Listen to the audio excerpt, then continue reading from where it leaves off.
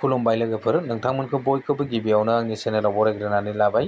आसा खालामो नोंथांमोना आंनि भिडिअखौ जोबजासिम नायलांगोन आरो सोरबाफोर चेनेलाव गोदानै फैदोंब्ला दासिमबो जुदि नोंथांमोना आंनि चेनेलखौ साबस्क्राइब खालामाखैब्ला अननानै चेनेलखौ साबस्क्राइब खालामनानै हो, लोगोसे लाइक आरो शेयार खालामना होदो लोगोफोर। दिनै आं नोंथांमोननो अरुण'दय 3.0 मोनसे आपडेट लानानै फैदों लोगोफोर। अरुण'दयनि 3.0नि जे राङारि अनसुंथाइ, बे 1250 जे राङारि अनसुंथाइखौ नोंथांमोनहा आगस्ट मासाव मोननो थांगासिनो दं लोगोफोर। दा बे 1250खौ मोननायनि सिगां नोंथांमोनहा बिथांमोनहा जेबो फिक्स फोसावनानै होआखै। 1250 मोनगोन ना 3000 मोनमारगोन बेनि जेबो फिक्स होथ'वाखै लोगोफोर। नोंथांमोना बेखौ मोननायनि सिगां नोंथांमोननि बेनिफिसारि लिस्ट, बे बेनिफिसारि लिस्टआ आउट जानानै फैबाय लोगोफोर। बियो आसाम गभर्नमेन्टनिफ्राय बेनि बेनिफिसारि लिस्टआ ओंखारनानै फैबाय। दा नोंथांमोना बेनिफिसारि लिस्टखौ चेक खालामनो थाखाय गाव गावनि मबाइल फनजों हानाय नङा लोगोफोर। आं बेखौ नोंथांमोननो क्लियारलि फोरमायखाबाय।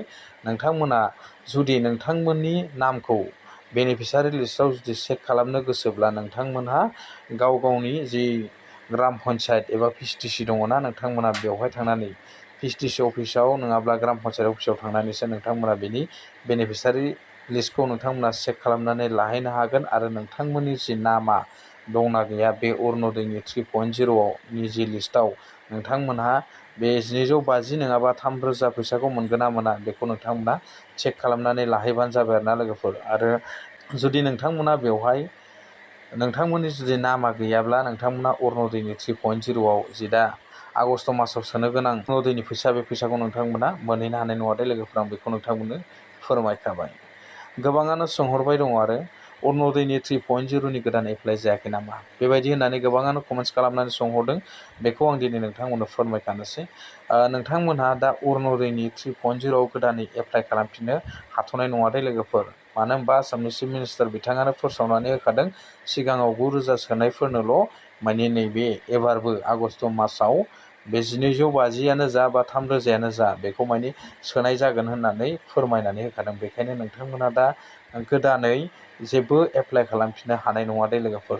बेखौ नोंथांमोना गोसोआव लाखाबानो जाबाय। जुदि नोंथांमोनहा माखासे डकुमेन्ट्सफोरखौ रेडि लाखाबानो जाबाय।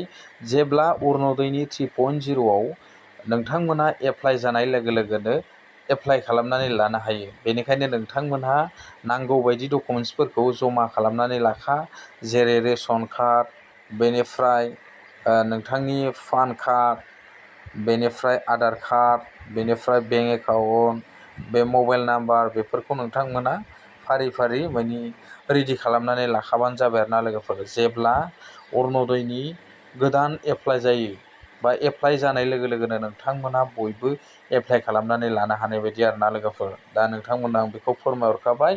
दिनै माने अरुण'दयनि दासान्दि माने अरुण'दयनि गोदान एप्लाइ जानायनि जेबो नटिस ओंखारनानै फैथ'वाखै लोगोफोर। जेब्ला फैगोन अब्ला आं नोंथांमोननो आंनि नैबे चेनेलनि गेजेरजोंनो नोंथांमोननो अरुण'दयनि 3.0आव एप्लाइ जानायनि बागै नोंथांमोननो आपडेट लाबोगोन लोगोफोर। आं बेखिनिखौ नोंथांमोननो फोरमायनानै दिनैनि सुंद' आपडेटखौ बेखिनियावनो दोनथ'नाय जाबाय। गोजोन्थों। नेक्स्ट आपडेटआव लोगो मोनसिगोन।